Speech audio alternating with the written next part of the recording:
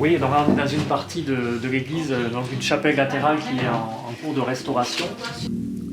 Et donc on est en train de découvrir les décors qui y apparaissent.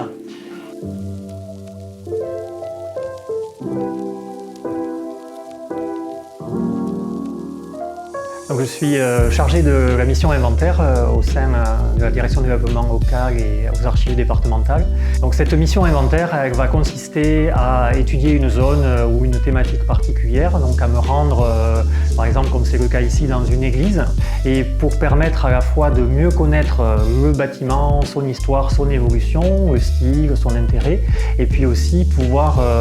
faire l'inventaire de tout ce qui est conservé dans les placards, tous les décors qu'on va voir dans les murs,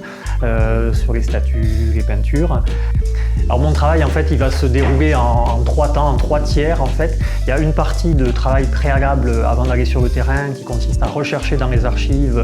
sur des publications anciennes, des documents, pour savoir déjà avoir une idée de l'édifice à étudier avant de se rendre sur le terrain. Ensuite la deuxième phase c'est le terrain, donc se rendre sur les lieux en prenant contact avec la mairie, les associations, les habitants intéressés, le prêtre aussi, puisqu'on est souvent, j'interviens dans des lieux de culte.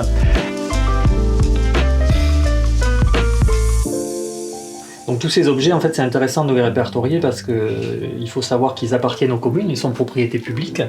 et ils sont affectés au culte, donc utilisés par